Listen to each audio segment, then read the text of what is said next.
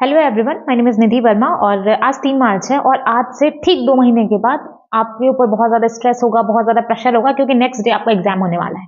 कौन सा exam? NEET का। बहुत सारे बच्चे होंगे जिनकी पढ़ाई एकदम धुआंधार चल रही होगी, बहुत अच्छे तरीके से उन्होंने पढ़ाई किया है, 1 साल 2 साल पढ़ाई किया है, या फिर कुछ ऐसे होंगे जो ड्रॉपर्स होंगे लेकिन फिर भी उनकी पढ़ाई बहुत अच्छे तरीके से हो रही होगी। लेकिन जहाँ पे ये सारे बच्चे हैं, पूरे साल मेहनत किए हैं, 2 साल मेहनत किए हैं, वहीं पे कुछ बच्चे ऐसे भी होंगे, शायद आप उनमें से एक हो, तभी आपने मेरे वीडियो पे क्लिक किया होगा डेफिनेटली, कि जो पढ़ना चाहते थे लेकिन किसी भी रीजन की वजह से अभी तक नहीं पढ़ पाए। देखो, कुछ रीजंस वैलिड होते हैं, ठीक है, जायज होते हैं, कुछ रीजंस फालतू के होते हैं, जिसमें से आप घूम रहे हो, आप दोस्तों के साथ थे, आप कुछ और रिश्तों में थे, मतलब बहुत ही बकवास बकवास से रीजंस होते हैं जिसकी वजह से आपने पढ़ाई नहीं किया। ठीक है, नहीं किया, वो सारी चीजें बाद की बात है। आपने क्या किया क्या नहीं किया पूरे साल, देखो, जो गया आप उसको नहीं बदल सकते, जो आने वाला है आप उस टाइम को आप बदल सकते हो, अपने फेवर में किस तरीके से ला सकते हो या नहीं ला सकते हो, आपको हमेशा इस चीज पे सोचना है। बहुत सारे बच्चे ऐसे होंगे, ठीक है, मे बी आप भी उनमें से हो, जो ये सोच रहा होगा कि नहीं, अब पढ़ने से क्या हो जाएगा, अब सिलेक्शन नहीं हुआ, अब तो सिलेक्शन वैसे भी मेरा नहीं होने वाला, तो जो बाकी का 2 महीना बचा है, अब मैं पढ़ के क्या ही मैं अलग कर लूंगा, मेरा कैसे ही सिलेक्शन हो जाएगा। बहुत सारे बच्चे ऐसा सोच रहे होंगे और 40-50% बच्चे यही सोच रहे होंगे कि अभी तक मैंने नहीं पढ़ा तो अब पढ़ के क्या होगा। और वो अभी से ऐसा नहीं सोच रहे हैं, वो जनवरी से ऐसा सोच रहे हैं कि थोड़ा बहुत पढ़ते फिर सोचते हैं कि वो उन बच्चों का हो जाएगा ना जो ऑलरेडी थ्रू आउट ईयर उन्होंने पढ़ा है, 2 साल पढ़ा है, तो मेरा कैसे होगा, मैं तो ऑलरेडी रेस से बाहर हूं। तो मेरी एक बात समझो, आपने सबसे बड़ी गलती तो वहीं पे कर दी, जब आपके पास टाइम था आपने नहीं पढ़ा। आपने ये सोचा कि दूसरों के साथ क्यों कंपेयर करना है आपको कि हाँ वो पढ़ रहे हैं उनका हो जाएगा, उन्होंने साल भर मेहनत किया उनका हो जाएगा, मैं साल भर नहीं पढ़ा इसलिए मेरा नहीं होगा। एक बात मेरी हमेशा याद रखना, हमेशा जब भी आप जगो ना, जब भी मान लो आप जगो इन द सेंस कि जब भी आपको ये बात का रियलाइजेशन हो कि आपने अभी तक जो किया वो गलत था, अब आपको अपने लिए कुछ करना है, कभी लेट नहीं होता।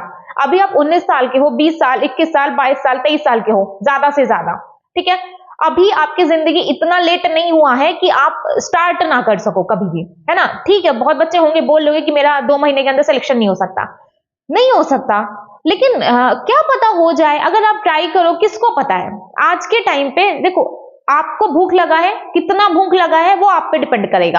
आपका पेट भरा हुआ है, आपको सामने खाना रखा है, आपको उसकी जरूरत नहीं है, क्यों? क्योंकि आपने फास्ट फूड खा लिया या फिर बेकार बेकार चीजों से अपना मन भर लिया, तो आपको उस खाने की जरूरत नहीं है, तो आप उसके लिए उतना ज्यादा मेहनत नहीं करने वाले जितना आपको करनी चाहिए। भले वो खाना आपके लिए कितना भी हेल्दी क्यों ना हो, लेकिन आपको तो चाहिए ही नहीं। लेकिन वहीं पे जो वो बच्चा होगा जिसको बहुत ज्यादा भूख लगा होगा, भले उसने कितना भी बाहर का खा लिया, भले कुछ बच्चे ऐसे होंगे जो कितना बाहर मौज मस्ती किए होंगे, लेकिन स्टिल वो चाहते होंगे कि उनका सिलेक्शन हो, और उनका होगा और उनका जरूर होगा, क्योंकि जिसके अंदर जितना ज्यादा चाहत होती है किसी चीज को पाने की, आप आधे से ज्यादा लड़ाई वहीं जीत जाते हो। क्योंकि अगर आप किसी चीज को एक्चुअली चाहते हो ना, कि सिलेक्शन को लेकर के, करियर को लेकर के, किसी भी चीज में, तो आप पॉजिटिव रहोगे उसको लेकर के, आप अपने बारे में नेगेटिव नहीं सोचोगे। तो मेरा वीडियो स्टार्ट करने से पहले कि किस तरीके से अच्छे मार्क्स लाए जा सके, सबसे पहले जरूरी है, जब आपके पास बहुत कम टाइम बचा है, इस टाइम पे आपकी आधी लड़ाई होगी खुद के साथ, और वो ये होगी आपको खुद के बारे में पॉजिटिव रहना है। आपके अंदर सेल्फ डाउट एक दिन में क्या, 1 घंटे के लिए नहीं आना चाहिए। सेल्फ डाउट, जहां सेल्फ डाउट आया आपका पूरा दिन बर्बाद हो जाएगा। चॉइस आपकी है, अगर सेल्फ डाउट आएगा, आप मेरी बात लिख के ले लो, नहीं होने वाला सिलेक्शन, क्योंकि बहुत कम टाइम बचा हुआ है, बहुत कम टाइम बचा हुआ, और रियलिटी यही है। कोई झूठ नहीं कि बहुत ज्यादा टाइम है आप कर सकते हो, बिल्कुल भी नहीं, टाइम बहुत कम बचा है। अगर आप ये सोच के वेस्ट करना चाहो कि यार मेरा नहीं होगा, बहुत सारे बच्चे, सही बात है, नहीं होगा, नहीं पढ़ोगे नहीं होगा, लेकिन अगर पढ़ोगे, अगर मेहनत करोगे, मेहनत कभी वेस्ट नहीं जाती है। तो आज हम लोग डिस्कस करेंगे कि 2 महीने के अंदर, ठीक है, जितना भी आपके पास टाइम है, आप 550 प्लस किस तरीके से लेकर आओ।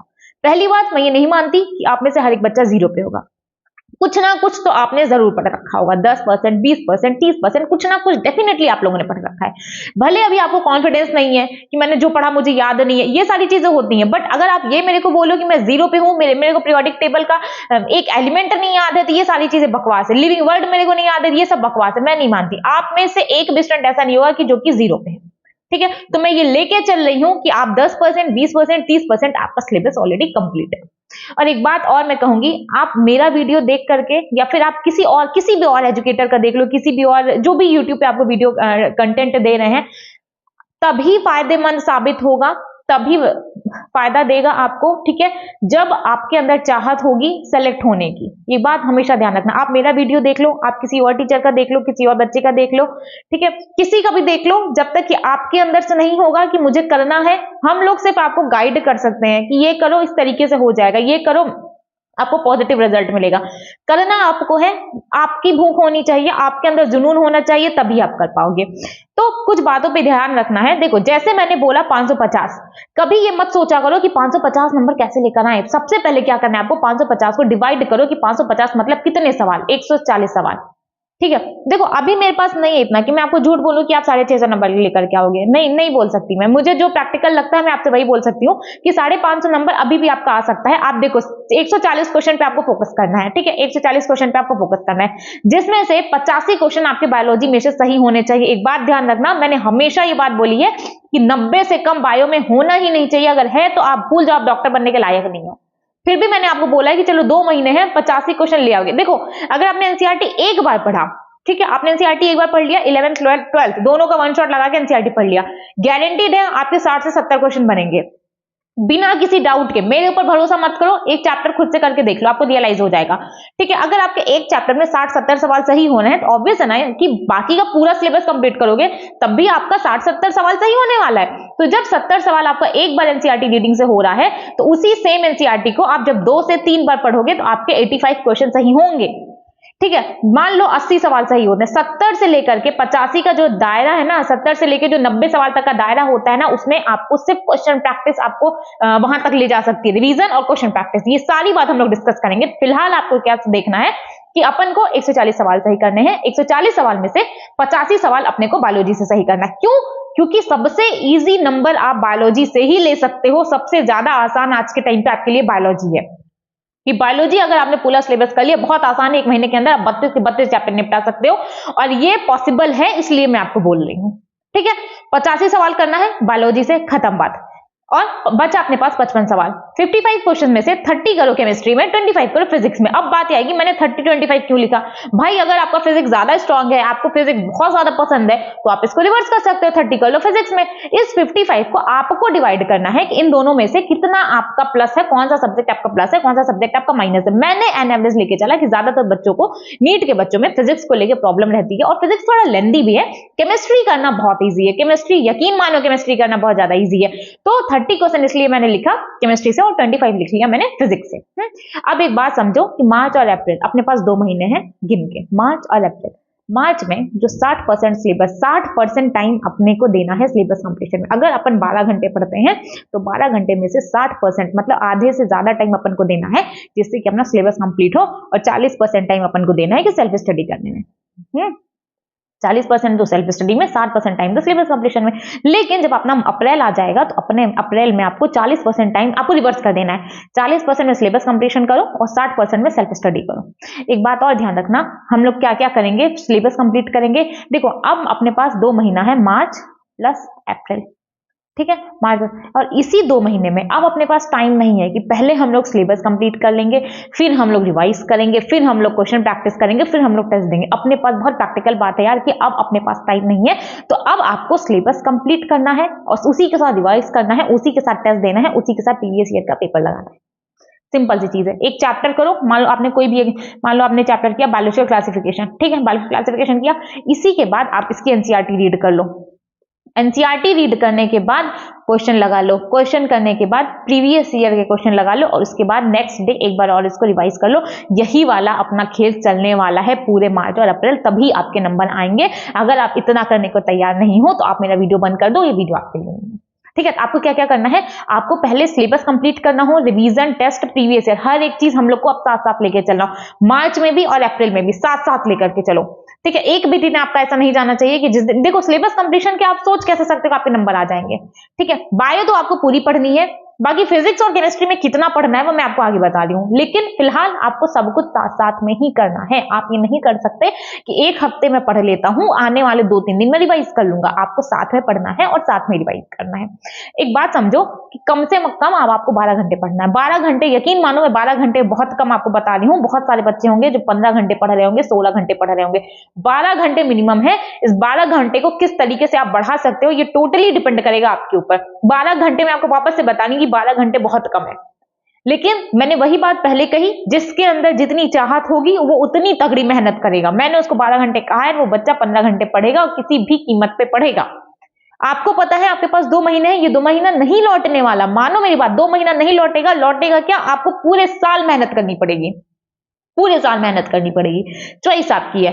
सोना कम से कम 5-6 घंटे सो, ठीक है, क्योंकि नींद बहुत ज्यादा इंपॉर्टेंट है, इतना आपको सोना पड़ेगा, ठीक है। साथ ही साथ किसी भी एक टीचर को फॉलो करो, कोई भी एक सब्जेक्ट है तो फॉलो करो। अब अपने पास टाइम नहीं है कि चलो ठीक है जेनेटिक्स इनसे कर, चलो ठीक है बायोलॉजी का फिर भी ठीक है, फिजिकल केमिस्ट्री में हर एक सब्जेक्ट में आज चार टीचर्स के साथ नहीं कर सकते। कोई भी एक टीचर को सिलेक्ट करो, बायो उन्हीं से करो, ठीक है, बायो का 11-12 जितनी भी है उन्हीं से करो, ठीक है। वो चाहे जेनेटिक्स का चैप्टर हो, रिप्रोडक्शन का चैप्टर हो, डाइवर्सिटी हो, कोई भी चैप्टर हो, किसी भी आपने ऑनलाइन टीचर को लिया बायो के लिए तो आपको उसी टीचर को फॉलो करना है, ठीक है। केमिस्ट्री में भी आपको सेम करना है, फिजिक्स में भी आपको सेम करना है। अब अपने पास टाइम नहीं है कि हम लोग यूट्यूब पे जाकर के सर्च करें कि अरे यार ये वाला टीचर बेस्ट है या ये वाला टीचर बेस्ट है।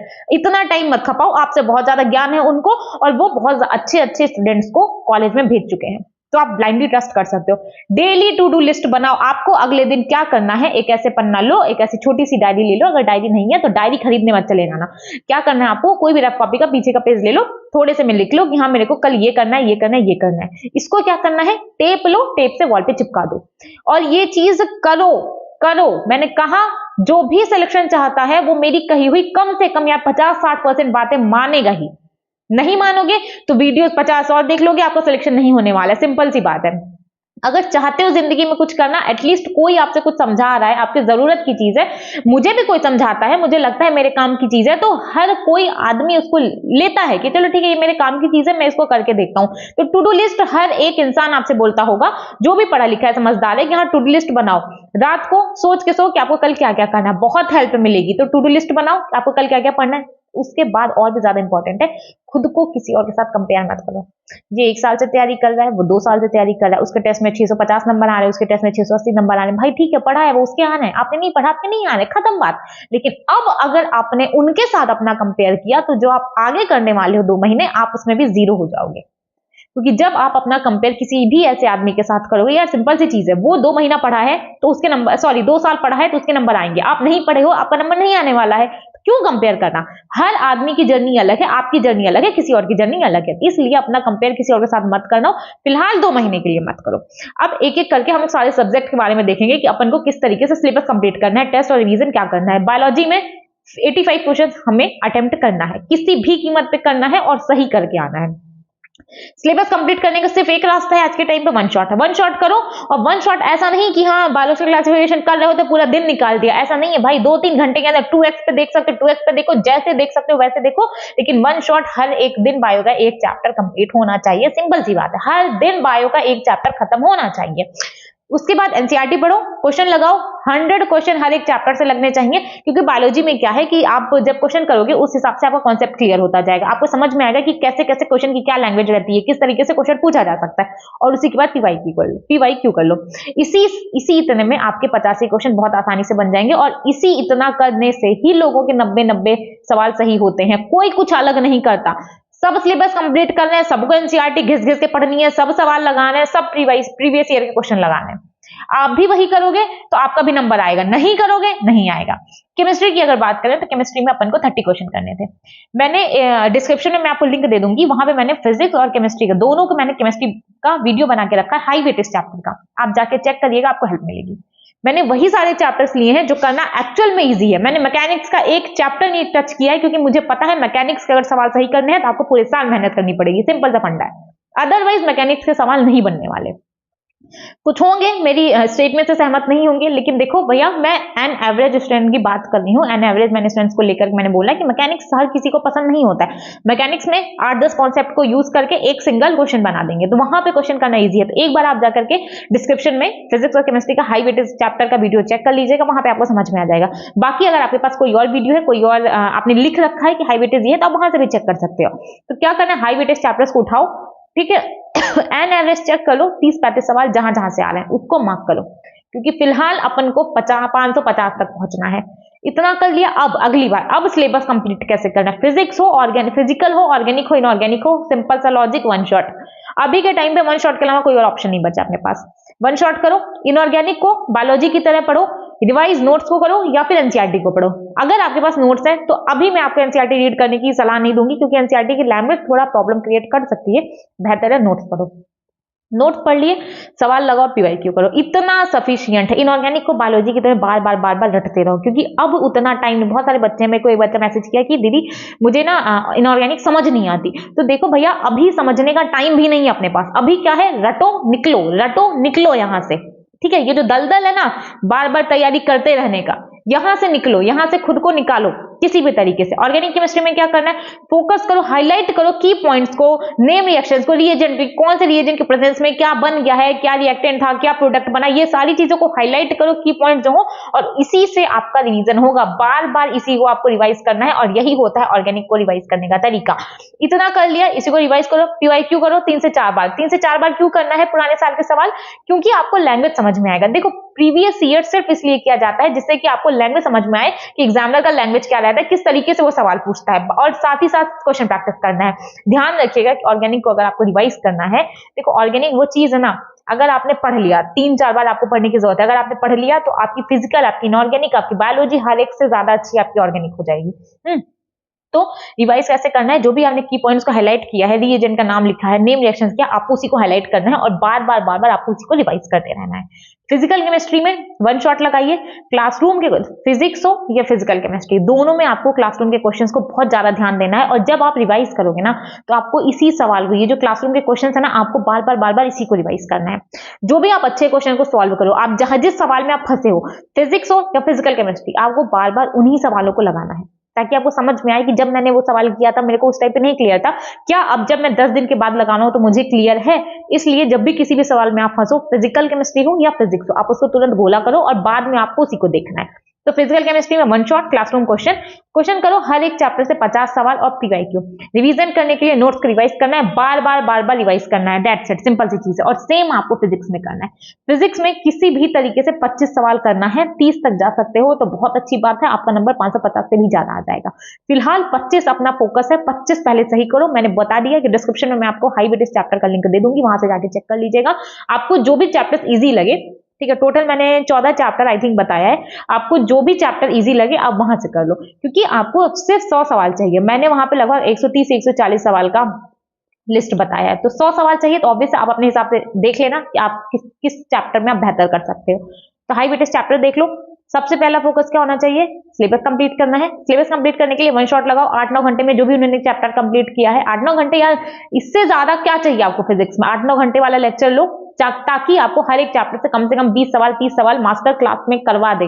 तो उस 8-9 घंटे में 2-3 घंटा तो सवाल कराने में जाता है, 4 घंटा तो सवाल कराने में जाता है। तो ये बात समझो, वो भी आपके फायदे की ही चीज है। तो देखो ना, 100 नंबर लाने के लिए ना आपको 10 से 12 चैप्टर ही करना होगा। 10 से 12 चैप्टर, इसमें 10 से 12 ही चैप्टर आपको केमिस्ट्री में करना है, 12-15, और उतना ही आपको बायोलॉजी में करना है, 32 चैप्टर। ठीक है, आप सोचो आपका सिलेबस कितना रिड्यूस हो गया। अगर आप अभी भी नहीं पढ़ना चाहते हो तो मैं आपको क्या बताऊं, बट पढ़ो, कोई और रास्ता नहीं है, रास्ता आपने अपने लिए चूज किया है। फिर क्वेश्चन प्रैक्टिस करना है, क्लासरूम में क्वेश्चन लगाओ, और उसके अलावा 50 क्वेश्चन हर एक चैप्टर से लगाओ। पीवाईक्यू करो। रिवीजन कैसे करना है, ज्यादा से ज्यादा क्वेश्चन प्रैक्टिस करो, जितने ज्यादा क्वेश्चन प्रैक्टिस कर सकते हो उतने ज्यादा क्वेश्चन प्रैक्टिस करना है। अब एक बात और आएगी टेस्ट की। टेस्ट का क्या करें, मार्च और अप्रैल, मार्च में पार्ट वाइज टेस्ट देना है, कम से कम हर एक हफ्ते में 2 से 3। मैंने आपको क्या बोला था वीडियो के स्टार्टिंग में, आपको मेहनत भी डबल करनी पड़ेगी, डबल भी नहीं, पता नहीं कितने गुना ज्यादा आपको मेहनत करनी पड़ेगी। 12 से 16 घंटे, 12 से 15 घंटे आपको पढ़ना पड़ेगा। एक मजदूर होता है, जितनी मेहनत उसको करनी पड़ती है ना, आपको उससे भी ज्यादा मेहनत करनी है, क्योंकि आपको वो जिंदगी नहीं चाहिए। वो तो चलो ईंटा उठा ले रहे हैं, आप ईंट भी नहीं उठा पाओगे। कैसे पेट भरोगे अपना? माँ बाप के सहारे कितने दिन अपनी जिंदगी जीना चाह रहे हो, कितने दिन जिंदगी अपनी जीना चाह रहे हो? तो मार्च में क्या करना है, पार्ट वाइज टेस्ट दो, 2 से 3 एक हफ्ते में कम से कम 2 से 3 टेस्ट दो, फुल सिलेबस वीकली दो। अगर आपको फुल सिलेबस देने से डर लग रहा है तो फिलहाल मार्च में एक हफ्ते में एक दो। अब कुछ बच्चे ये मेरे को बोलेंगे कि दीदी मेरा तो सब्जेक्ट ही नहीं कंप्लीट है, सिलेबस ही कंप्लीट नहीं, मैं फुल सिलेबस कैसे दूं? देखो भैया, फुल सिलेबस दो, जरूरी है, ठीक है। अब ये मत सोचो कि मैं सिलेबस कंप्लीट करूंगा तब मैं टेस्ट दूंगा, अब वो टाइम नहीं रहा। फुल सिलेबस दो, 100 नंबर आ रहा है, 230 नंबर आ रहा है, 200 नंबर आ रहा है, कुछ भी आ रहा है, अब आपकी जर्नी है, आपको फेस करना है, किसी से डरने की जरूरत नहीं है, ना फैमिली से ना किसी और से। कोई डांट रहा है, डांटने दो, उनका काम, माँ बाप है डांटते हैं, मेरे भी पेरेंट्स डांटते हैं, ठीक है, हर किसी के पेरेंट्स डांटते हैं, ठीक है। आप उनके बच्चे हो, वो आपको नहीं डांटेंगे तो किसको डांटेंगे? तो उसको पॉजिटिव वे में लो, समझ लो इस बात को कि हाँ, माँ बाप है वो डांटेंगे, वो पैसा लगाए हैं, वो इतने साल आपको देखे हैं, जब से आप पैदा हुए हो, तो वो डांटेंगे, उनका हक है, ठीक है। आप अपने सिबलिंग्स को नहीं डांटते क्या? जब आपका आपके भाई बहन पे इतना ज्यादा हक है तो फिर तो आप अपने माँ बाप के बच्चे हो, उनका सोचो कितना ज्यादा हक है, उन्हीं की वजह से आप धरती पे हो, और क्या ही बताएं। तो मार्च में क्या करना है, फुल सिलेबस टेस्ट दो वीकली। अप्रैल में टेस्ट आपको हर दूसरे दिन देना है, क्योंकि ये जो टेस्ट ना, यही आपको लेके जाएगा आपके सिलेक्शन की तरफ, और रिवीजन करना है। अप्रैल में अपना कुछ ही काम रहेगा, थोड़ा बहुत जो सिलेबस कंप्लीशन का बचा रहेगा, आपको सिलेबस कंप्लीट करना होगा, 10-15%, 20%, और साथ ही साथ टेस्ट दो और रिवीजन करो। इसके बाद टेस्ट एनालिसिस करना मत भूलिएगा। जिस भी सवाल में आपका डाउट आए, जिस सवाल में आपका डाउट आए, या फिर जो भी सवाल आपका नेगेटिव करके आए हो, उस पर सबसे ज्यादा फोकस देने की जरूरत है, क्योंकि यही 2 सवाल होते हैं ना जो आपका कुछ बच्चे होते हैं जो 400 नंबर वाले रहते हैं, कहते हैं मेरा नंबर ही नहीं इंप्रूव हो रहा है, नंबर ही नहीं इंप्रूव हो रहा है। नंबर कैसे इंप्रूव होगा? जो डाउट वाले सवाल थे उस पर तो आपने ध्यान ही नहीं दिया, क्योंकि डाउट वाले सवाल आपके सही हो गए, तो आपने इस क्वेश्चन को छोड़ दिया, तो नंबर कहां से इंप्रूव होगा? तो डाउट वाले सवाल हैं, अगर आपको जब भी आप टेस्ट दे रहे हो आपको टिक करना है, आप टिक कर लो, बट जिस भी सवाल पे आपको डाउट आ जाए उसको सर्कल करो, बहुत ज्यादा इंपॉर्टेंट है, ठीक है। मैं पागल नहीं हूं जो मैं हर एक वीडियो में आपको ये बात बोलती हूँ कि जो भी डाउट वाले सवाल है उसको एक बार सर्कल करो, और क्लास खत्म होने के बाद, टेस्ट खत्म होने के बाद इसको देखो, और उसके बाद जाकर के तब जाके आपका यहीं से मार्क्स इंप्रूव होता है, यहीं से आपका मार्क्स इंप्रूव होता है। इतना करो। जितनी भी चीजें मैंने आपको बताई, मैंने आपको सिलेबस कंप्लीशन का बता दिया कि सिलेबस कैसे कंप्लीट होगा, PYQ का बताया, क्वेश्चन प्रैक्टिस बताया, रिवीजन, ठीक है, और प्लस टेस्ट, ठीक है। इतनी चीज कर लो, है ना, इतनी चीज कर लो। मैंने 550 नंबर का बोला है, इतना आएगा। पढ़ना पड़ेगा आपको, एक बात समझो, पढ़ना पड़ेगा आपको, कोई और ऑल्टरनेटिव नहीं है। बाकी अगर आपको पढ़ाई के रिगार्डिंग कोई भी डाउट आता है तो टेलीग्राम का लिंक आपको डिस्क्रिप्शन में मिल जाएगा, वहां से ले लीजिएगा। और साथ ही साथ फिजिक्स और केमिस्ट्री का, अगर हाई वेटेज चैप्टर का आपको लिस्ट चेक करना है तो आप डिस्क्रिप्शन में जाके चेक कर लीजिएगा, वहां पे आपको दोनों का मिल जाएगा, दोनों का लिंक मिल जाएगा। फिजिक्स में मैंने आई थिंक ऑलमोस्ट 14 चैप्टर बताए हैं, 14 चैप्टर, और केमिस्ट्री में 12 चैप्टर, ठीक है, 130 प्लस मार्क्स। तो जब आपको 25 सवाल ही करना है फिजिक्स में, तो आपके 14 चैप्टर ही नहीं, लगभग 10 से 12 चैप्टर ही करना होगा। 10-12 चैप्टर आपके फिजिक्स में और 10-12 चैप्टर ही आपकी केमिस्ट्री में आपको करना है, जिससे कि आपके 30 सवाल सही हो जाएंगे। इतना आपको करना पड़ेगा, ठीक है। कितना? अपना सिलेबस में 79 चैप्टर है, 79 है, ठीक है, जिसमें से 32 आपने कर लिया बायोलॉजी के, और साथ ही साथ मान लो 10-20, मान लो 15 आपने कर लिए फिजिक्स और केमिस्ट्री से मिला के, 47 चैप्टर आपको करना है। अगर आप 47 चैप्टर भी करने के मूड में नहीं हो तो आप पढ़ाई लिखाई छोड़ दो, क्या ही मैं आपको बताऊं। अगर आपसे 47 चैप्टर भी नहीं हो रहे हैं तो मैं आपको क्या बताऊं, आप क्या करोगे, है ना। आपको इतना करना पड़ेगा, किसी भी कीमत पे करना पड़ेगा, इतना करो। सॉरी 25 आएगा यहाँ पे, 25, 47 बहुत कम हो गया, 57, ठीक है ना, 57 एप्रोक्स आपने 60 चैप्टर लेके चलो, 60 चैप्टर आपको कंप्लीट करना है। आप लिख के ले लेना, आपके 550 नंबर से ज्यादा ही नंबर आएंगे, जो भी मैंने बताया अगर आपने वो कर लिया तो। देखो अभी जो टाइम है ना, बहुत लोग बोलेंगे कि ठीक है दीदी बोल रही है 550 आ जाएगा, 600 आ जाएगा, नहीं आने वाला, प्रैक्टिकली पॉसिबल नहीं है। अच्छा एक बात बताओ, मुझे एक बात नहीं समझ में आ रहा, मैंने आपको बोल दिया कि हाँ आपके नंबर आ जाएंगे, मैंने आपको बोला आपके नंबर 550 से ज्यादा आ जाएंगे, ठीक है। आपको क्या लगता है कि ये हवाई बातें की जा रही हैं? मैंने जो आपको बोला हवा में बोल दिया, आपको खुश करने के लिए बोल दिया। कौन लगते हो आप मेरे?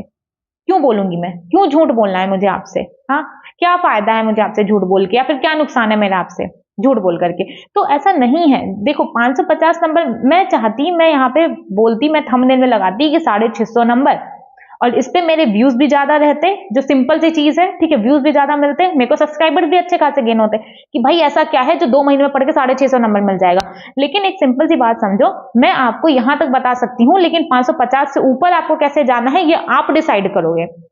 मैंने आपको क्या बोला कि अपन टोटल 79 चैप्टर है, 79 चैप्टर्स में से आपको कम से कम कितना करना है, 59, मान लो 59 चैप्टर करना है। सीधे आपको एक्चुअली 57 चैप्टर ही कम करना था, सीधे आपको 22 चैप्टर नहीं करना है। तो जब ये 57 चैप्टर आप करोगे, आपको कमांड आएगा, भैया आप बहुत अच्छा परफॉर्म करोगे।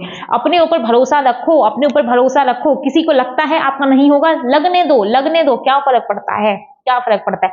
जब कल को आपका हो जाएगा ना, आप किसी अच्छी जगह पे होगे, हर एक चीज अपने आप शांत हो जाएगी, हर एक चीज का जवाब अपने आप मिल जाएगा। किसी भी देखो, एक बात मेरी हमेशा याद रखना, ये जो बदले की भावना होती है ना कि अरे मेरे दोस्त ने मेरे को ये बोल दिया, मैं इसको बताऊंगा, ये सारी चीजें अपनी जिंदगी से निकाल दो। अगर आज आप नहीं निकालोगे तो थोड़े टाइम के बाद अगर आपने मैच्योरिटी आई, ये सारी चीजें अपने आप हट जाएंगी, आपको फर्क ही नहीं पड़ेगा। आप जहां जाने का सपना, आपको क्या लगता है कि जो डॉक्टर्स होते हैं, ठीक है, मैं अच्छे डॉक्टर्स की बात कर रही हूँ, जो सर्जन होते हैं, मैं आपकी उनकी, वो भी अच्छे सर्जन ना, देखो क्योंकि प्रोफेशन डिसाइड नहीं करता कि आपके पास कितना दिमाग है। मैं पढ़ाई की बात नहीं कर रही कि आप कितने मैच्योर हैं, कितने सिंसियर हैं, प्रोफेशन डिसाइड नहीं करता। तो कुछ अच्छे लेवल पे जो डॉक्टर्स भी होंगे, आपको क्या लगता है उन्हें फर्क पड़ता है कि बाकी बाहर वाले क्या सोचते हैं उनके बारे में, या फिर उन्हें तब फर्क पड़ा था जब वो पढ़ाई कर रहे थे? सिंपल सा फंडा है, उन्हें फर्क नहीं पड़ता, ना उन्हें तब पड़ा था ना उन्हें अभी पड़ा है ना। अगर आपको फर्क पड़ेगा ना, आप आज तक कुछ कर पाए, ना आप अपनी आने वाली जिंदगी में कुछ कर पाएंगे। बेहतर है अपने बारे में सोचो, सिर्फ अपने बारे में सोचो, जितना सेल्फिश हो सकते हो उतना हो, क्योंकि वही जरूरी है। जो सेल्फिश होता है वही आगे जाता है। मैं ये नहीं कह रही कि आप सेल्फिश हो जाओ, आप दूसरों के साथ गलत करने लग जाओ। सेल्फिश मीन्स ये नहीं होता। सेल्फिश मीन्स पढ़ाई के टाइम पे सिर्फ इतना होता है कि आप सिर्फ अपना सोचो, आपको किसी के बारे में कुछ सोचने की जरूरत नहीं है, ना अच्छा ना बुरा, आपको किसी के बारे में कुछ सोचने की जरूरत नहीं है। अगर आप बहुत जल्दी डाइवर्ट हो जाते हो, मत मिलो किसी के साथ, 2 महीने की बात है, नहीं मर जाओगे। अगर आप किसी से नहीं मिलोगे, नहीं मरने वाले आप।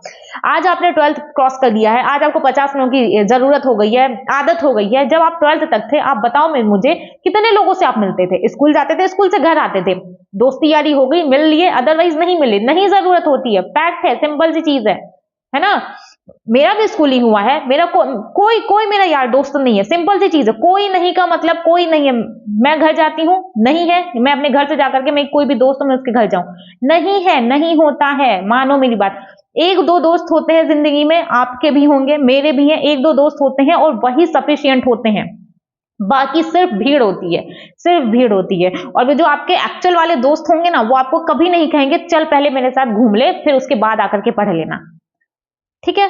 तो वो आपके टाइम की कदर करेंगे। तो इस बात का हमेशा ध्यान रखो। अगर आप डाइवर्ट होते हो, मत यूज करो फोन। 2 महीने फोन नहीं यूज करोगे, क्या पता जब फोन यूज करने का टाइम आए आपके हाथ में, आप जो भी फोन यूज कर रहे हो उससे 10 गुना ज्यादा अच्छा फोन आए, है ना। देखो अभी आप लोग क्या है, आप लोग की जो एज है, बहुत ज्यादा अट्रैक्ट होते होंगे फोन्स की तरफ, लैपटॉप्स की तरफ, बाइक, कार, जो भी चीजें हैं, घर, ये सारी चीजों के, क्योंकि सोशल मीडिया चीज ही ऐसी बन गई है कि बहुत सारे ऐसे हैं जो घूमने वाले हैं, छपरी हैं, लेकिन ठीक है वो बहुत अच्छी लाइफ जी रहे हैं, जीने दो उनको। कितने दिन जिएंगे? आपको क्या लगता है कि ये जितने भी इन्फ्लुएंसर्स हैं जो पढ़े लिखे नहीं है, मैं उनकी बात कर रही, आपको क्या लगता है कितने टाइम उनकी जिंदगी अच्छी होने वाली है? बस कुछ टाइम। एजुकेशन सबसे ज्यादा इंपॉर्टेंट है। अगर आप एजुकेटेड हो, आपकी इज्जत हमेशा होगी, बहुत तगड़ी होगी। कोई किसी पॉलिटिशियन को इतनी रिस्पेक्ट नहीं करता जितनी कोई किसी आईएएस ऑफिसर की करता है, ये बात मानो मेरी। पॉलिटिशियन की कोई इज्जत करे ना करे, नहीं करता कोई, सिंपल सी चीज है। बट वहीं पे अगर कोई आईएएस ऑफिसर होगा, हर कोई उसकी इज्जत करता है, भले उसके मुंह पे करे, लेकिन हर कोई उसकी इज्जत करता है। क्यों? क्योंकि वो पढ़ लिख करके वो वहां तक गया है, ठीक है। धांधली से, धोखाधड़ी से वहां तक नहीं पहुंचा है। तो पढ़ाई करो, पढ़ाई कभी वेस्ट नहीं जाती है, मानो मेरी बात, ठीक है। बाकी पढ़ाई करो। अगर आपको कोई भी डाउट आएगा तो आप मेरे को कमेंट सेक्शन में जाके मैसेज करो, अदरवाइज डिस्क्रिप्शन पे आपको टेलीग्राम का लिंक मिल जाएगा। बाकी इससे भी ज्यादा इंपॉर्टेंट है, अपनी तबीयत का ध्यान रखो। अभी बहुत ज्यादा लोगों को, आप लोग के ऊपर प्रेशर होगा, एंजाइटी होगी, डिप्रेशन होगा। ध्यान रखना ये सब कुछ ना हो, उसका सिर्फ एक सॉल्यूशन है, पढ़ाई। जो काम है जिस दिन वो करने लग जाओगे ना, एंजाइटी, डिप्रेशन, स्ट्रेस, ये सब आपकी जिंदगी से खत्म हो जाएगा। ओके, चलो ठीक है। बाकी कोई भी डाउट रहेगा तो आप मेरे से पूछ सकते हो। Okay, thank you.